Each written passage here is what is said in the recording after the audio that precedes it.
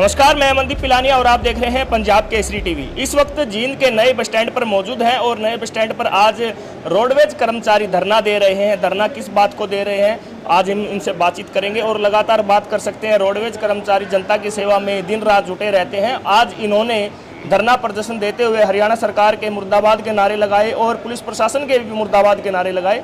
क्या है पूरा कारण, हम इनसे बातचीत करेंगे और जानेंगे आज क्या मामला है। आज आपने धरना दिया है। हम आपको बताना चाहते हैं, मीडिया के माध्यम से प्रदेश की जनता को भी बताना चाहते हैं कि हरियाणा रोडवेज का कर्मचारी प्रदेश की जनता को बेहतर परिवहन सुविधा उपलब्ध करवाने के लिए तत्पर रहता है और इसी ड्यूटी को निभाते हुए हमारे फतेहाबाद डिपो की हमारी जो बस हरिद्वार से संचालन करती है, 16 तारीख को शाम को जब 4:30 से 5 बजे के बीच में हमारे बस फतेहाबाद जा रही थी तो उस समय पर 2 लड़की और 1 लड़का वहाँ पर फतेहाबाद आगार की उस बस में हिसार से संचालन करते हैं। हिसार से अगला ही गांव है डंडूर, जो हमारी उस बस का स्टॉपेज नहीं है क्योंकि वो एक लंबे रूट की बस है। और परिचालक जो साथी है उसने उस युवक को टिकट लेने के लिए जब कहा तो उसने युवक ने टिकट लेने से मना कर दिया और उसके साथ साथ परिचालक के साथ बदतमीजी से व्यवहार किया।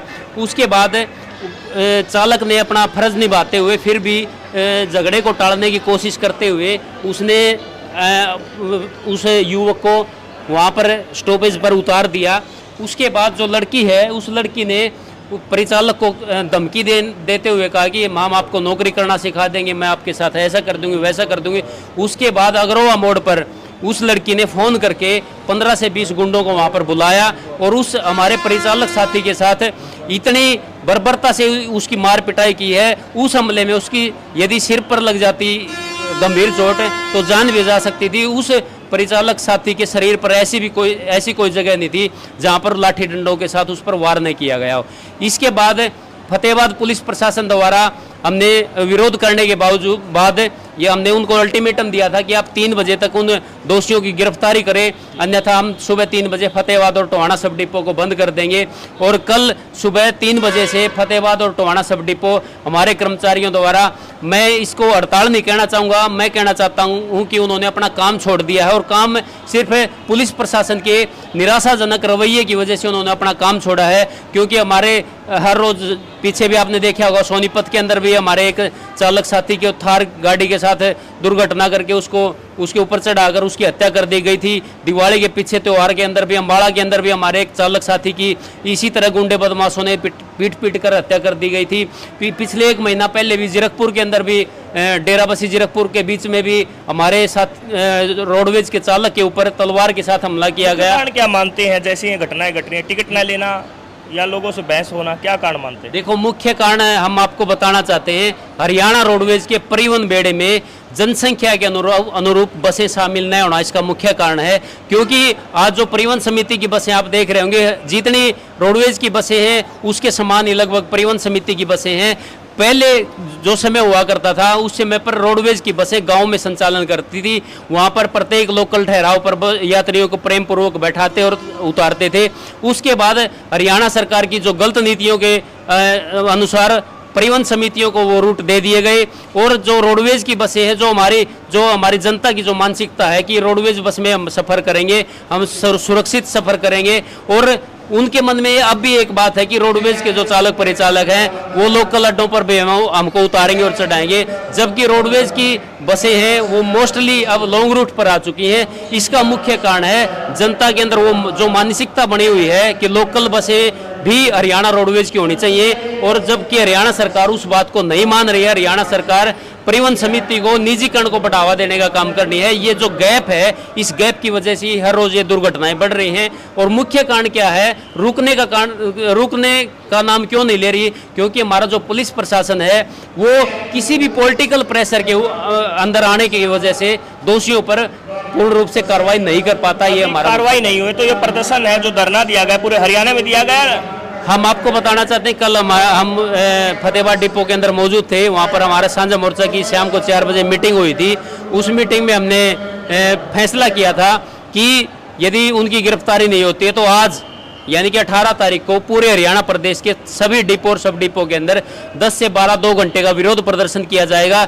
यदि आज 1 बजे तक का हरियाणा सरकार और फतेहाबाद पुलिस प्रशासन और हिसार पुलिस प्रशासन को हमने समय दिया था कि आज दोपहर 1 बजे तक यदि दोषियों को गिरफ्तार नहीं किया जाता है तो आने वाले आज 1 बजे के बाद हमारी जो सांझा मोर्चा की स्टेट कमेटी की मीटिंग है उसमें फैसला लेते हुए आगामी जो आंदोलन होगा शायद कल पूरे हरियाणा प्रदेश को भी बंद करने का काम हरियाणा रोडवेज का कर्मचारी करने पर मजबूर चालक को चोट लगी, उसका क्या नाम है और कहाँ से? वो हमारा परिचालक फतेहाबाद डिपो में कार्यरत है। साथी का नाम कृष्ण कुंडू है और हम आपको बताना चाहते हैं उस साथी को काफ़ी गंभीर चोटें आई हैं।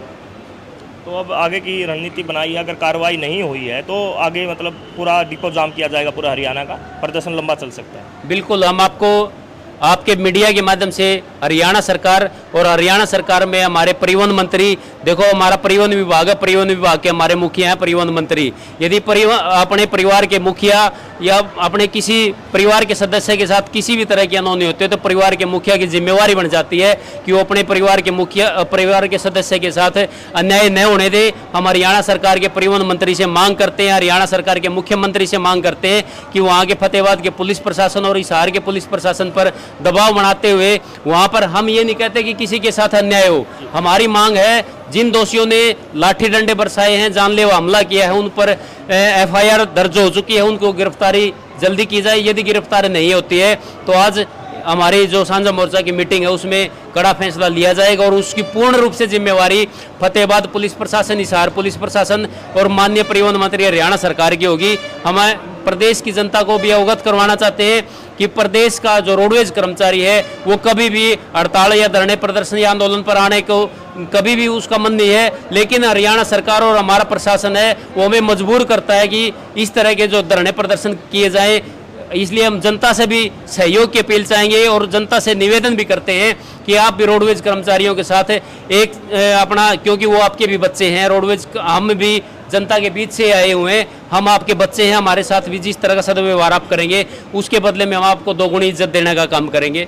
एक समय था जब रोडवेज और बिजली विभाग की बात करें तो संगठन मजबूत होता था, लेकिन अब कहीं ना कहीं संगठन आपका इतना मजबूत नहीं है। पहले एक चक्के जाम में ही मतलब सरकार कार्रवाई करने पर मजबूर हो जाती है।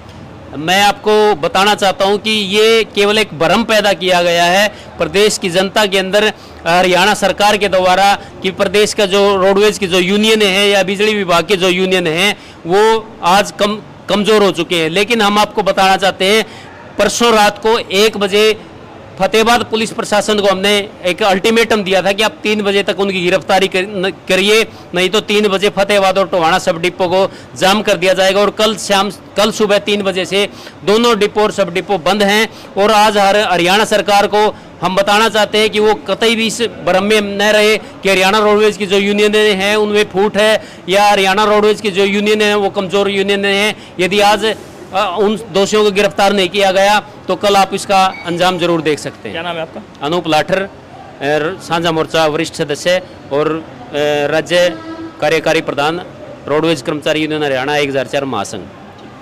ये थे हमारे साथ अनूप। इन्होंने बताया है कि अगर पुलिस प्रशासन दोषियों के खिलाफ कार्रवाई नहीं करता तो अभी तो फिलहाल 10 से 12 बजे तक धरना दिया गया है, रोष प्रदर्शन किया गया है। अगर प्रशासन कार्रवाई नहीं करेगा तो लंबा ये धरना चल सकता है। कल के बाद कोई बड़ा फैसला हरियाणा रोडवेज के कर्मचारी ले सकते हैं। जींद से पंजाब केसरी के लिए मैं अमनदीप पिलानिया। हमसे जुड़े रहने के लिए हमारे YouTube चैनल को सब्सक्राइब करें और नई वीडियो की नोटिफिकेशन के लिए बेल आइकॉन को दबाएं।